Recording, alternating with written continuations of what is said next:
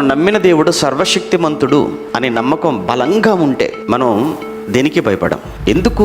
నేను నమ్ముతున్నవాడు సర్వశక్తిమంతుడైనప్పుడు నేను ఏ శక్తికి భయపడాలి? కొంతమంది స్థలాలు తీసుకునేటప్పుడు కావచ్చు, ఇండ్లు కట్టుకునేటప్పుడు కావచ్చు, వాస్తును బట్టి స్థలాలు తీసుకోవటం, వాస్తును బట్టి కట్టుకోవటం మనం చూస్తుంటాం కదా. ఇది వాస్తుకు లేదు అని అంటారు. లేకపోతే ఏమవుతుంది? ఏదో అవుతుందనే కదా నీ భయం.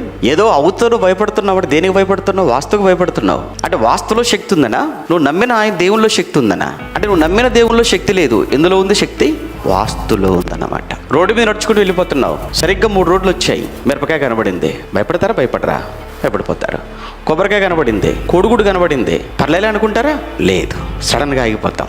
ఇంట్లో నుంచి బయటకు వెళ్తున్నాం, తుమ్మారు. ఈ తుమ్ముకు కూడా శక్తి ఉందా? అంటే మనం నమ్ముతున్న దేవుడు ఒకవైపు సర్వశక్తిమంతుడు అని చెప్పుకుంటూనే తుమ్ముకు భయపడటం, మిరపకాయకు భయపడటం, నిమ్మకాయకు భయపడటం, తాయెత్తుకు భయపడటం, ఇలా మీరు భయపడుతున్నారు అని అంటే మనకు అర్థం అవ్వాలి దేవుని సరిగా నమ్మలేదని. లేదా దేవుని నమ్మిన దేవుని యొక్క సర్వశక్తి లేదా దేవుని యొక్క శక్తి ఎంత గొప్పదో తెలియలేదు. నువ్వు నమ్ముతున్న దేవుడు సర్వశక్తిమంతుడు అని నువ్వు నమ్మితే మరలా నువ్వు ఎందుకు భయపడుతున్నావు? వీటికి భయపడవలసిన పని లేదు.